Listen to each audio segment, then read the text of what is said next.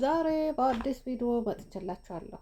ኖላዊ ድራማ ክፍል 127 ምን እንደተፈጠረ አንዳንድ ነገር ልንገራችሁ።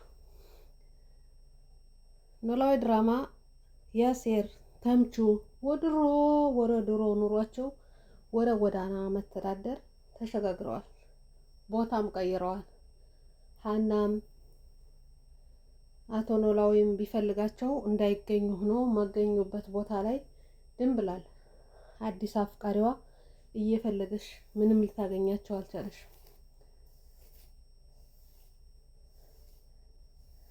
ያም ሆኖ ግን አቶ ኖላዊ ፋዘር ናፈቁኝ፣ ከዛ ሲሄድ ፍቅር ያገረሻል በሚል ነው እንጂ በጣም ናፍቀውኛል እያለ ያሴር ሲያወራ እኔም እኮ ሳይናፍቁኝ ቀርቶ አይደለም በጣም ናፍቀውኛል፣ ግን አንተ በዛ ስትሄድ ዙሮ ሌላ ነገር ተቀስቅሶ አንተ እንድትጎዳ አልፈልግም ወንድሜ።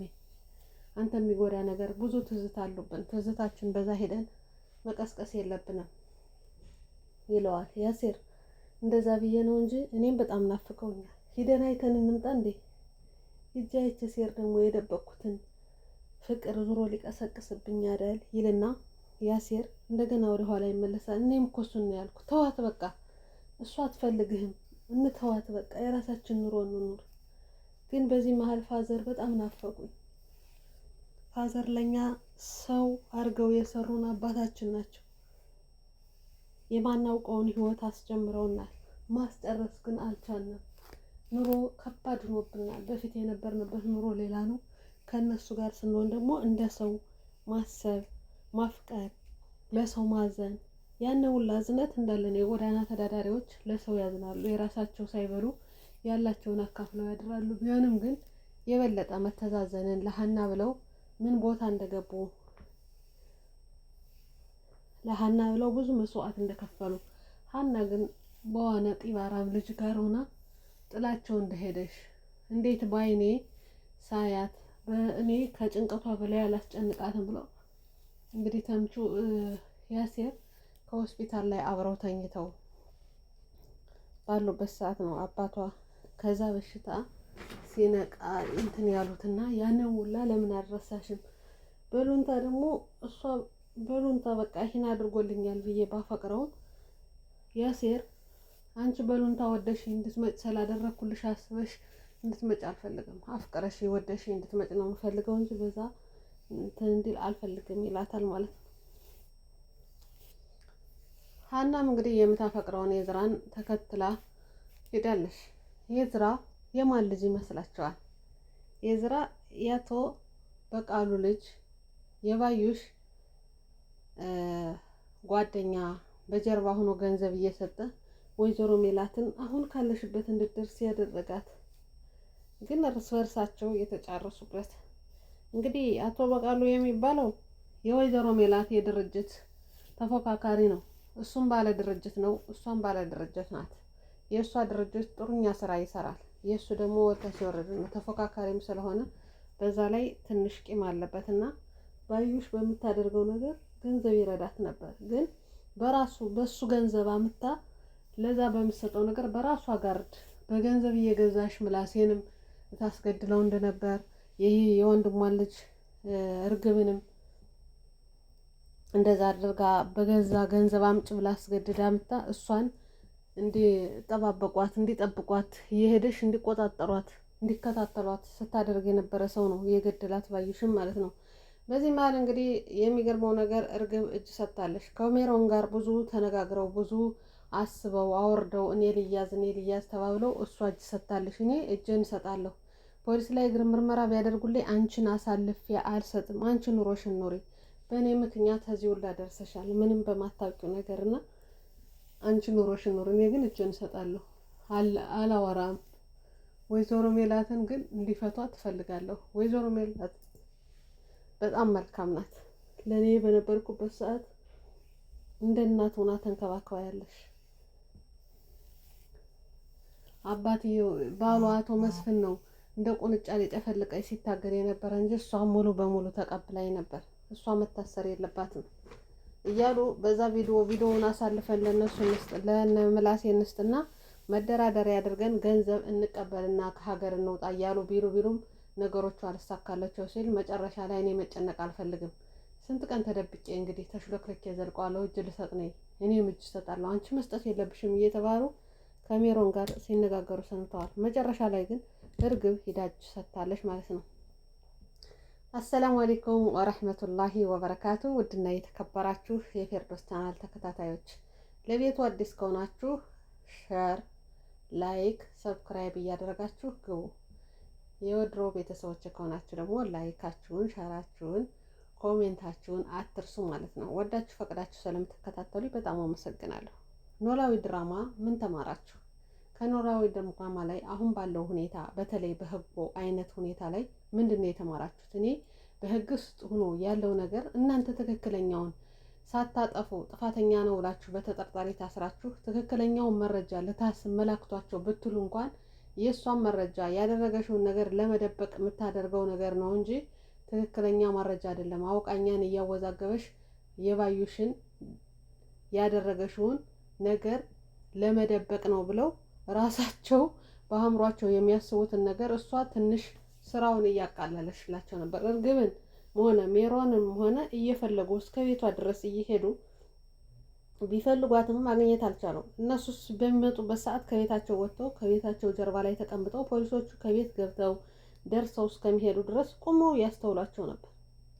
ታውቃላችሁ፣ ጎረቤት አለመጠቆም፣ መደባበቅ፣ ጥፋትን እያየ ዝም ማለቱ ከዚህ ይጀምራል ማለት ነው። እኔ ያየሁት እንደዛ ነው። በህጉ አይነት አሁን ላይ ያለው ነገር ህግ እንደ ህግ አንደኛ በስልክ ቁጥር መያዝ ይቻላል። በሰለጠኑት ሀገር እንኳን ስልክ ቁጥሩ ማለት ነው ሶሻል ሚዲያ የሚጠቀምበት አሁን ሶሻል ሚዲያ ላይ የሚጠቀምበት ቲክቶክ ከሆነ በዛ ቲክቶክ ገብተው ሄደው ነው እነዛን ሰዎች ጥፋተኛ ከሆኑ የሚይዟቸው ማለት ነው። በቅርብ ጊዜ ሳዑዲ አረቢያ ላይ እየፎከረ ይሄ ጀላቢ ያለው እሱ ነው እኔን ሩጦ የሚይዘኝ በዚህ ተራራና ገደል ላይ ነው መጥቶ የሚይዘኝ እያለ በቲክቶኳ በሰራት ቪዲዮ ላይ አድራሻው ታይቶ እጅ በእጅ የተያዘ ማለት ነው። ይቅርታ እንደዚህ ያልመሰለኝም ነበር እስከሚል ልባል።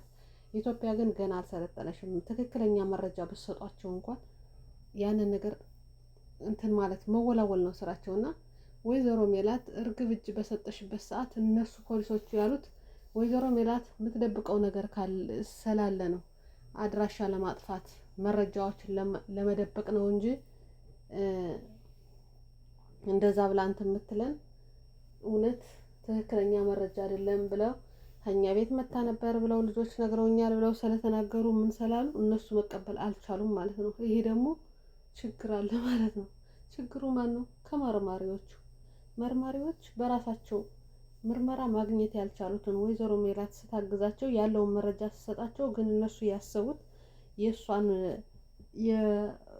ባዩሽን እንግዲህ ተጠርጥራ ነው ባዩሽን እንደገደለሻት አድርገው ነው እንትን ያሏትና ያንን መረጃ የወይዘሮ ባዩሽን መረጃ ለማጥፋት ነው ብለው ያሰቡት ነው ማለት ነው። ግን እሷ የእውነቱን ነው የተናገረሽ። ሜላት ደግሞ እኔ በገንዘብም ይሁን በምን መውጣት አልፈልገውም፣ ባለ ሀብት እኮ ናት፣ ሰጥታ መውጣት ትችላለሽ። እንግዲህ ባለው ህግ ትክክለኛ ትሰራ፣ ያንን ማድረግ አልፈልግም። ትክክለኛው መረጃ እኔ ንጹህ እንደሆንኩ እንትን ብዬ ነው መወጣ እንጂ በገንዘብ ከፍዬ ምናምን ብዬ እንትን አለም እንጂ የባዩሽ ባል ገንዘብ ከሰጡት እኔ ገድያታለሁም ሊል ይችላል፣ ችግር የለውም። ግን ያንን ማድረግ አልችልም ብላ ነው እሱ አሁን ከእስር ቤት ያለሽው ማለት ነው። እንግዲህ ከቅንጡ ቤት የነበረሽ አልጋዎቿን አይታችኋታል። ያን ሁላ የነበረ አሁን ላይ ቁንጫና ትኋን እየተፈራረቀባት ከእስር ቤት ናት ያለሽ ማለት ነው። ይሄ ደግሞ ሀቅን ለማውጣት ነው። ፖሊሶቹ ግን አሁንም አልተራመዱም። እንግዲህ እርግብ እጇን በሰጠሽበት ሰዓት ወይዘሮ ሜላትን አገናኙ ስትል ወይዘሮ ሜላት እኮ ከዚህ የለሽም እንዴ? ከዚህ ያለሽ ተብዬ እኮ ነው የመጣው። ለምን ፈልገሻ ነው? ፈልጋታለሁ። አክስትሽ መሞቷን ታውቂያለሽ እንዴ ሲሏት አውቃለሁ። እናስ ምንድነው እሷ የምትፈልጊያት? እሷ እኮ በተጠርጣሪነት ነው ስል አውቃለሁ። እሷን ማግኘት እፈልጋለሁ። እሷን አገናኙ ሲል በያንቺ ከውጭ ቆይ በመጀመሪያ ስልክ ልደውል አስደውሉኝ። አንቺ እስር ቤት መሆኑን እንደ ህግ ቁጥጥር መሆንሽን ረሳሽው እንዴ? አይ የምፈልገውን ትሰላለኝ ነው አገናኙ ብላ እንግዲህ ለማን ነው የደወለሽ የሚለው ለሜሮን ነው የደወለሽ። ሜሮን ፋኖስ ብላ ነው ያናገረሻት። ፖሊስ ጣቢያ እንደሆነሽ ነግራታለሽ። ሜሮን ግን 5 ሳንቲም ገንዘብም ስለሌላት እንግዲህ ወደ ስራዋ ትመለሳለሽ ወይስ አትመለስም? ሜሮን እውነትም እርግብ አለመናገሯ እምቢ ብላ አልናገርም ብላ በመቅረቷ እንግዲህ እርግብን አላቅም ብላ የተናገረሽ ሜሮን ብዙ ተመርምራለሽ፣ ብዙ ነገር ሆኗል፣ ግን አልተናገረሽም። እሷ አድራሻዋን አልናገርም ብላ ነው የቀረሽ። አድራሻዋን እርግጥ አታውቅም፣ ግን ከእሷ ቤት እንደነበረሽ ምናምን በፊት አሳልፋ ልትሰጥ ሄዳ ነበር። ቢሆንም ግን እሷ ሄዳ የነበረውን ብር ይዛ ወጥታ እንደጠፋሽ ነው ያወቀሽው፣ ሜሮን በታሰረሽበት ሰዓት ማለት ነው። አሁን አሳልፋ እንደማሰጣት ለራሷን ቃል ስለገባሽ እርግብ ደግሞ ሜሮንን አሳልፌ አልሰጥሽም፣ የፈለገ ምርመራ ቢመጣ አንቺን ኑሮሽን ኑሪ፣ እኔ ባደረግኩት ነገር አንቺ መቀጣት የለብሽም፣ ያክስቴ ጦስ ከኔም ላይ ስላለ እንደ አክስቴ ደመ ከልብ ከመሆን እስር ቤት ብገባ ይሻለኛል ብላ እጇን ሰጥታ ገብታ መጀመሪያ ስልክ የደወለሽው ለወይዘሮ ሜሮን ነው፣ ፋኑስ ብላ የደወለሽው ማለት ነው። እንግዲህ በዚህ መሀል እሷንም ከውጭ ጠብቂ ተብላ እጅ እንደሰጠሽ እርግብ አልነገሯትም፣ ለሜላትም ለምን እንደሆነ የሚደባበቁት አላውቅም። ወይ እነሱ እንትን አይሉ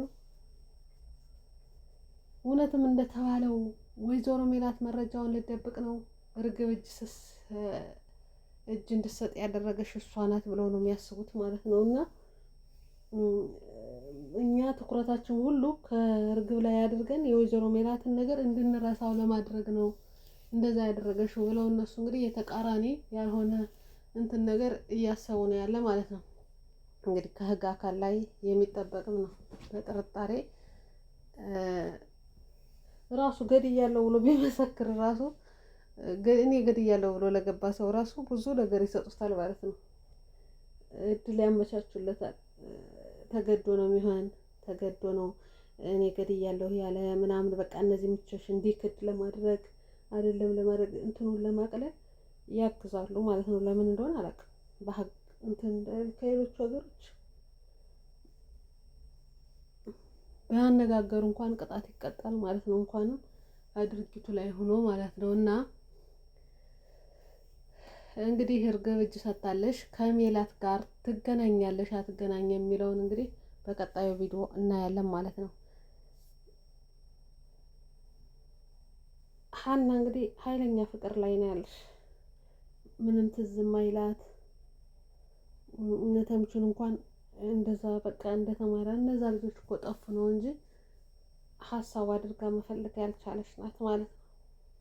ማለት ቀለል አድርጋ እነዛ ልጆች እኮ ጠፍቶ ቀሩ እንፈልጋቸዋለን ይላል ምላሴ። በዛ ምክንያት እነተምቹን ብቅ ማላሉ የራሷን ኑሮ ትኑር ስላሉ፣ ግን እነተምቹን የእውነትም እሱ እንግዲህ ያፈቀርሽውን ኑሪ ሳታፈቅሪ መምጣት አልፈልግም። ከባድ ነው በነገራችን ላይ በወንድምነት ለመቀበል በእህትነት ለመቀበል ከባድ ነው። አንዳንድ ሰዎች ነገሩ አልሰካላቸው ሲል በቃ እንደ እህትህ አድርገህዬ እንደ ወንድምህ አድርገህዬ ብለው እንትን የሚሉት ነገር አለ። ግን ከባድ ነው። በዛ ውስጥ ገብታችሁ ከተቻለ ከተመቻቸ ትክክለኛ ሚስት ወይም ፍቅረኛነት ሌላ ነው፣ ያንኛው ሌላ ነው ማለት ነው። እና ልክ አሁን ባላቸውን አባቴ እናቴ እንደሚባባሉት አይደለም። የሁሉም የእናትም የእህትም የአባትም የሁሉም የተለያየ ፍቅር ውዴታ አለ ማለት ነው። እና እንደዛ ለመሆን ትንሽ ከባድ ነው። እናንተ አሁን የምትወዱት ሰው ለትዳር አጋር ይሆናል ብላችሁ ስትመኙት የኖራችሁት ሰው ሌላ ሰው ወዶ ስታገኙት ከዛ ሰው ጋር እንደ ወንድም አድርጋችሁ ትቀጥላላችሁ? ይሄ ጥያቄ ለእናንተ ነው፣ መልሱልኝ ማለት ነው።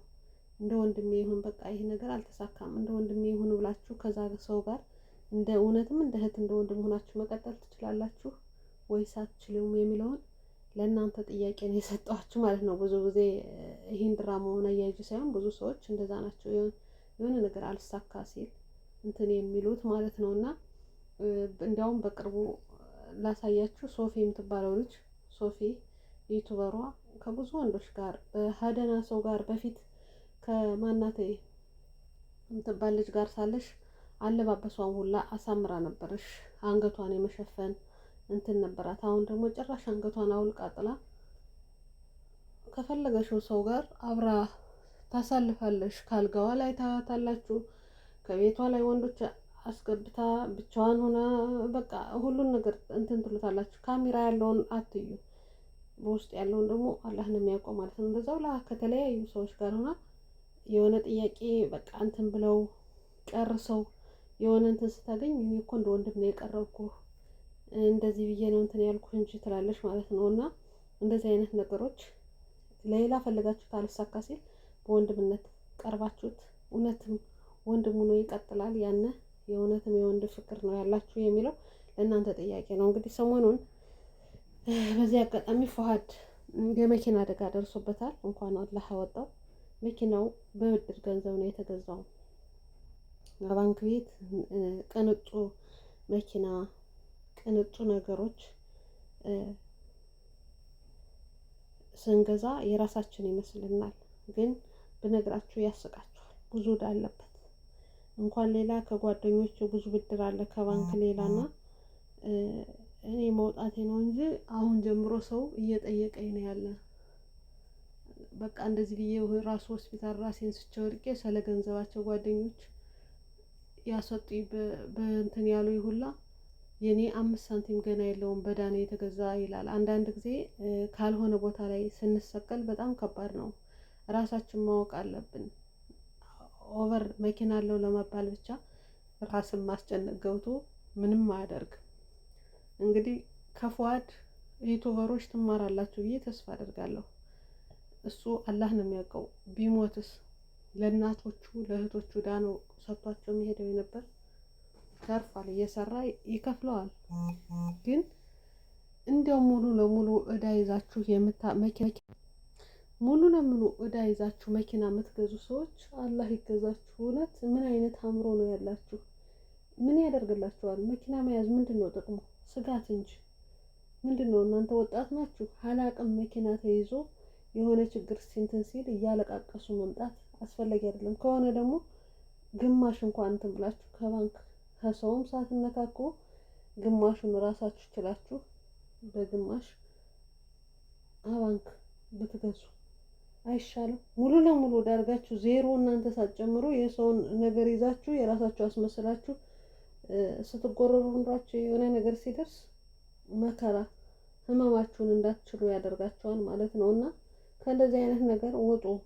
ዩቱበሮች ተማሩ። ከፉአድ አሁን ብዙ ነገር መማር ትችላላችሁ።